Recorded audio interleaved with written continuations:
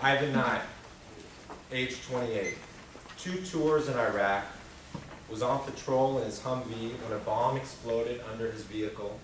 Throwing the Humvee into a river, his heart stopped.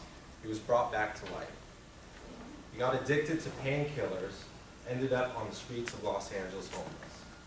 And he'll tell you if you ask him that his visit at the Salvation Army's Bell Shelter and in working in GrowGood's garden also helped bring him back to life a second time. My name is Brad Pregerson, and I'm a co-founder of GrowGood. And our mission is to develop a 1.5-acre plot of land across from the Salvation Army's Bell Shelter. And the goal of our project is to provide a source of food for the shelter's kitchen, to provide therapy opportunities for the shelter's residents, and to also provide vocational training for the residents that call Bell home. And I'm Raheem Ramazan, and I'm the UCLA student representative. So there are 400,000 reasons why GrowGood exists. Every year, the Salvation Army's Bell Shelter serves over 400,000 meals per year. It's the largest homeless shelter west of the Mississippi. And as probably most of you know, Los Angeles has over 60,000 homeless men and women living on the streets each year. 6,000 of those are veterans. It's a national disgrace. The Salvation Army's Bell Shelter is one of the Salvation Army's flagship shelters and offers an array of comprehensive services designed to get these folks back on their feet. The shelter offers comprehensive mental health services as well as transitional shelter. Residents can live at this facility for up to 2 years. But let's talk about food. So the shelter serves, like I said, 400,000 meals per year. That's about 6,000 meals per week. Now, I said a lot of numbers, but this is an important number. Their budget for fresh produce is $200. So 6,000 meals per week, $200 budget for fresh produce. So that equals to about a few cents per meal. And the shelter's kitchen is forced to really buy marginal produce to satisfy, to stay within their budget. So GrowGood was started initially to help the shelter's kitchen provide more healthy meals to its residents. And that's what our social enterprise aims to do.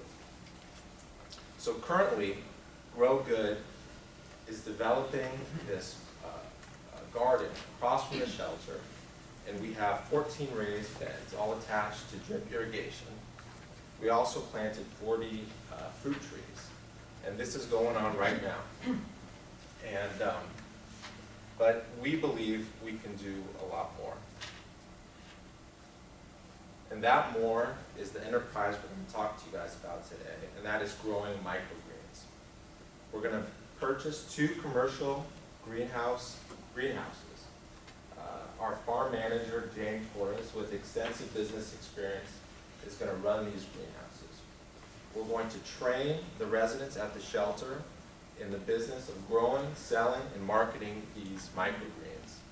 And we're going to sell them to the top restaurants in Los Angeles. And just to go over one more time, we have strong assets. Like I said, we have 1.5-acre parcel of land.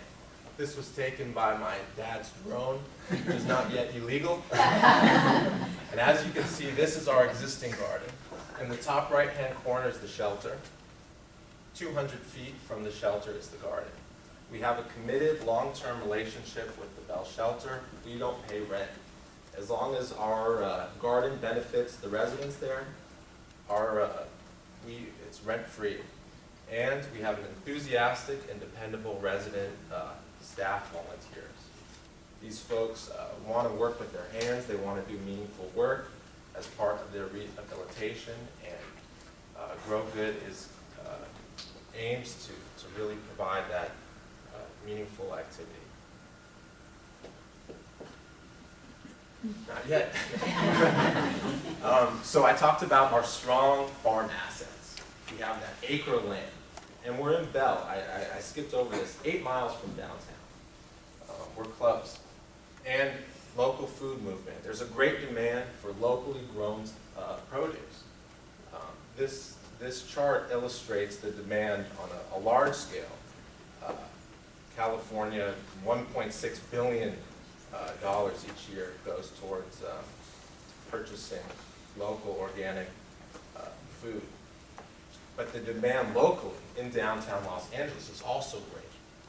I had a meeting last week with the head chef at Ace Hotel, and I said, "Why do you keep returning my phone calls?" He said, "Because I respect what you guys are doing." And I said, "Well, how can we work together?" He said, "Listen, I'll buy whatever you grow for me." And I said, "Well, what do you think? What should grow?"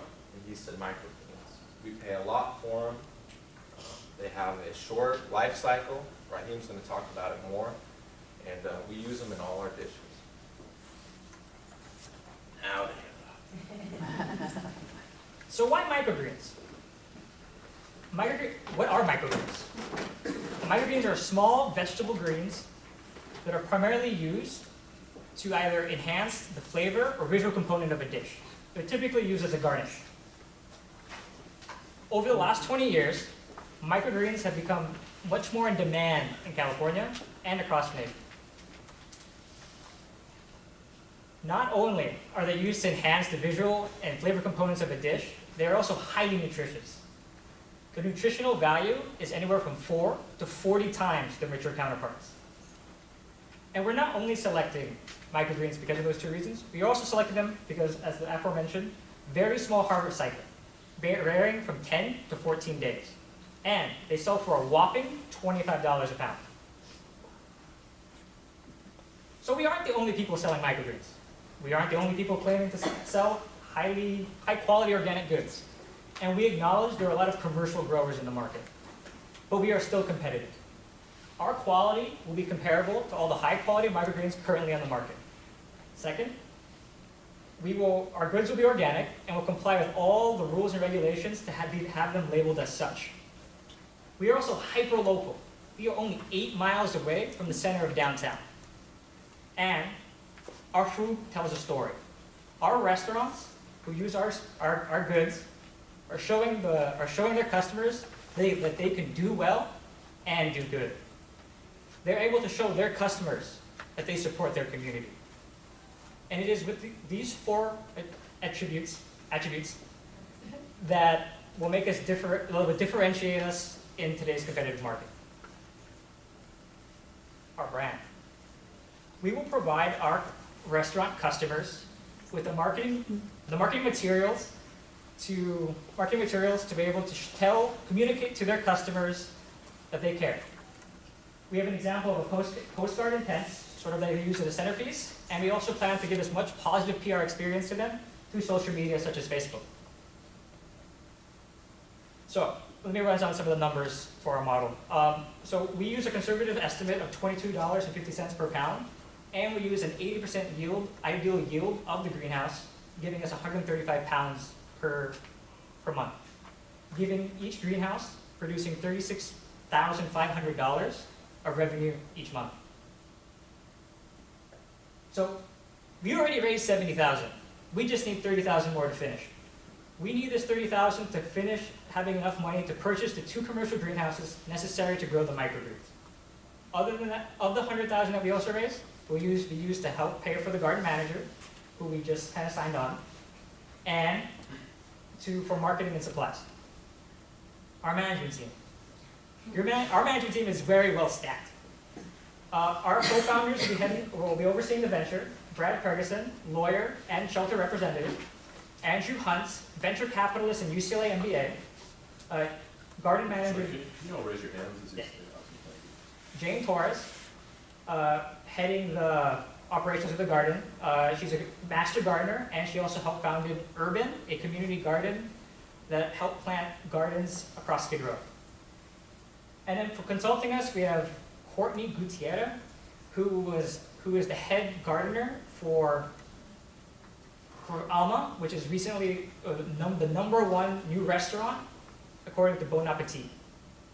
And we also have Kevin Major Jackson, who is a major at the Salvation Army, and has created a similar model and proven that it worked in Montana. Moving forward, we would like to Ta-da!